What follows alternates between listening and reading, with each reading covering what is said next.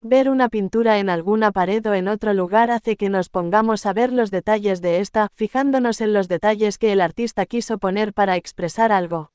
Pero muchas veces solo nos quedamos con la pintura, sin saber el trasfondo de esta, o incluso sin saber qué inspiró al artista a realizar semejante obra.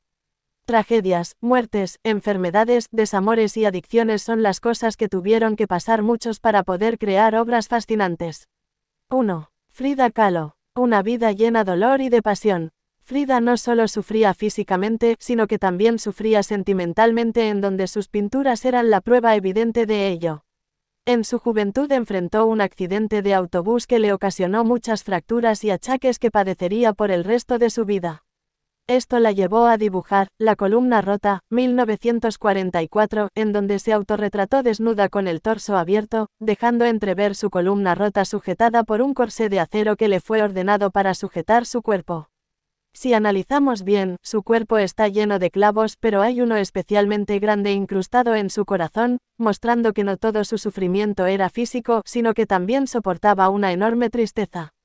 Además de esto, Frida se pintó con lágrimas en los ojos y sobre un fondo árido y desolado. 2. Edvard Munch. La vida de Munch estuvo marcada por la tragedia y la adversidad. Desde una edad temprana tuvo que enfrentar la pérdida de seres queridos. En 1868, cuando tenía solo 5 años, murió su madre por tuberculosis. Esta experiencia tuvo un impacto profundo en su vida y en su obra, y la figura de la madre se convirtió en un tema recurrente en sus pinturas. Además de la muerte de su madre, Munch también sufrió la pérdida de su hermana mayor, Sophie, quien fue internada en un hospital psiquiátrico debido a problemas mentales. Esta situación generó un gran dolor y angustia en Munch, y se reflejó en muchas de sus obras que exploran temas como la enfermedad mental, la soledad y la angustia existencial. La tragedia continuó persiguiendo a Munch cuando su otra hermana, Laura, falleció a causa de la tuberculosis en 1877. Como ves, la vida personal de Munch estuvo marcada por dificultades emocionales y problemas de salud. Luchó contra la depresión y el alcoholismo durante gran parte de su vida. Estos problemas, en cierta medida, estuvieron relacionados con las tragedias que había experimentado y su búsqueda de escapar del dolor y la angustia a través de vicios autodestructivos. Sin embargo, a pesar de sus luchas personales, Munch encontró en el arte una vía de expresión y catarsis. Sus obras reflejan una intensidad emocional única y muestran la influencia del simbolismo y el expresionismo. El Grito, 1893, una de sus pinturas más famosas, es un ejemplo destacado de su estilo y representa una figura angustiada con la boca abierta en un grito desesperado. 3. Vincent Van Gogh. Van Gogh fue siempre un hombre solitario y su naturaleza autodestructiva le condujo años más tarde al borde de la locura. Padeció epilepsia hereditaria y en una crisis de locura se cortó el lóbulo de la oreja.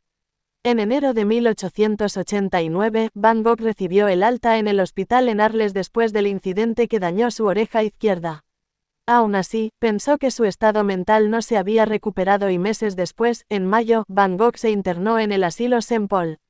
Cuando se encontraba allí, Van Gogh pintó La noche estrellada, pero a Van Gogh no le gustaba al 100%, ya que como decía una carta dirigida a su hermano, la obra no le decía nada.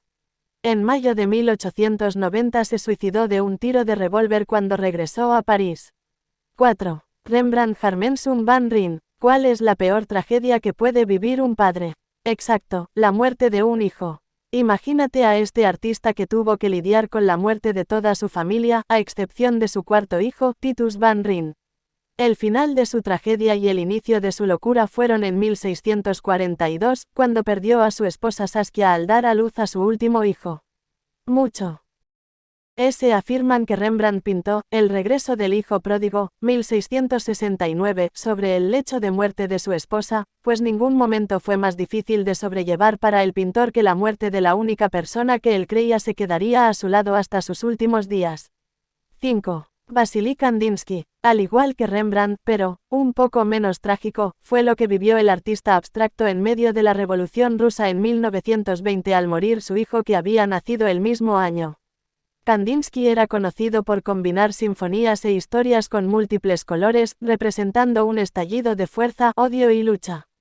Vivir esta pena incurable lo llevó a realizar su pintura más famosa, Amarillo, Rojo, Azul, 1925.